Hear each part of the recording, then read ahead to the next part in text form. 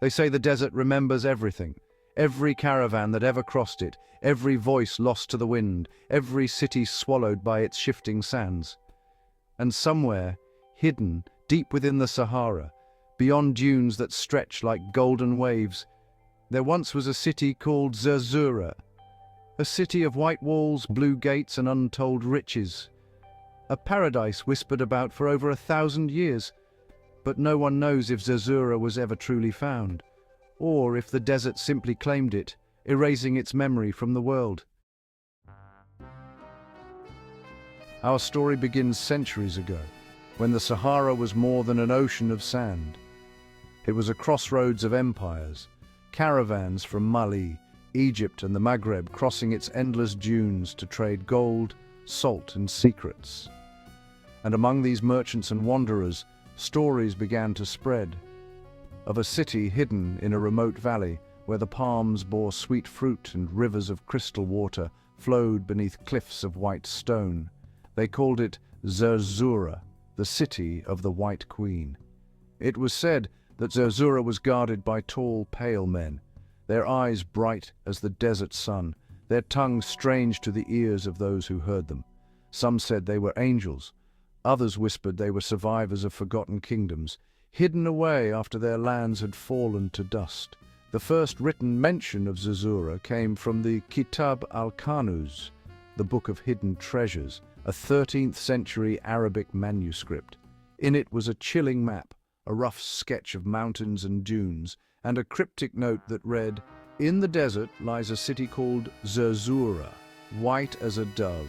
In her gates there is a sleeping king, and beside him a treasure that will make its finder rich beyond measure." From that moment, the legend took flight. Merchants began to search for it, explorers dreamt of it, and over time, the name Zerzura became a promise and a curse. The Sahara is not kind to dreamers. Those who set out to find Zerzura often vanished without a trace, their bones becoming another story for the wind to tell. But still, men kept searching. In the early 1400s, a caravan led by a group of Bedouin traders returned to Egypt with a tale so vivid it reignited the legend. They claimed to have been lost for weeks when they stumbled upon a hidden wadi, a valley walled by mountains. Inside, they saw white buildings shimmering under the sun, guarded by strange men with fair skin and blue eyes who spoke no Arabic. The traders were given water and dates, then told to leave and never return. They obeyed, but one man dared to take a single piece of gold from the city. When he came back to Cairo, he died mysteriously within days, the coin still clutched in his hand. The story spread like wildfire. Scholars dismissed it as madness, but adventurers and those desperate for glory believed. For what if Zerzura wasn't just a myth? What if it was a remnant of a forgotten civilization, perhaps one that had thrived before the Sahara became a desert? By the 19th century, European explorers began their great race across Africa, charting rivers, mountains, and deserts in search of glory and empire. Among them, there were a few who whispered of a greater prize, the lost city in the sands. In 1832, an explorer named Major Lying, who had earlier visited Timbuktu, mentioned hearing local tribes speak of Zerzura, a white city hidden beyond the Gilf Kabir Plateau. Then came the 1930s, which honestly was the golden age of desert exploration. A group of British adventurers, calling themselves the Zerzura Club, decided to search for the city. Their leader, Count Laszlo Almasi, yes, the same man later immortalized in The English Patient, was convinced that Zerzura was real. He pored over old Arabic texts, ancient maps, and Bedouin tales.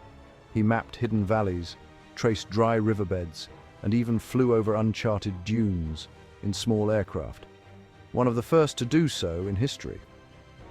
One day, Almasi's team discovered a cave in the Gilf Kabir Mountains, a cave filled with ancient rock paintings.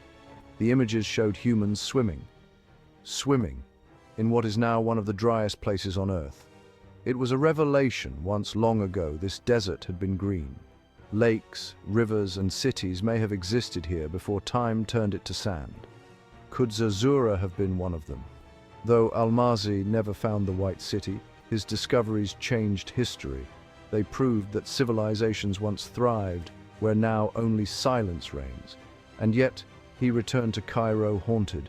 He told a friend, "I may not have found Zerzura, but I have seen its ghost." Modern archaeologists now believe that the Sahara wasn't always the barren land we see today. Thousands of years ago, it was part of a vast savanna, filled with lakes, grasslands, and people who carved their stories into stone. Some of these ancient cultures disappeared as the climate changed, swallowed by the expanding desert. Could Zerzura have been one of those cities? A place that thrived when the world was greener, slowly buried as the dunes rolled forward, its rivers drying, its people vanishing into myth. Perhaps the legend of the white walls came from limestone cliffs once gleaming in the sun. Perhaps the blue gates were a memory of the sky-colored tiles of Nubian kingdoms. What if the city's white-skinned guardians weren't spirits at all, but traders or migrants from Mediterranean lands who found refuge deep in Africa, cut off from the world as centuries passed? Myth and memory can merge until they are impossible to tell apart. The Sahara is alive, constantly moving, swallowing, erasing. It does not keep what it cannot protect. Every storm shifts the dunes, burying whatever stands still for too long.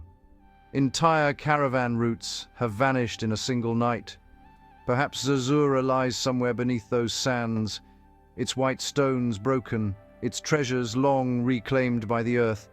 Or perhaps the city never truly existed at all, just a mirage born of longing, a reflection of what every traveler seeks, a paradise to escape the endless wasteland.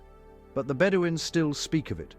When night falls and the stars burn bright over the dunes, they say that a faint light sometimes glows on the horizon, a shimmer of white gone before the eye can be sure. And the old men whisper, that is Zerzura calling her lost children home. Subscribe to Journey Through Africa for more hidden stories.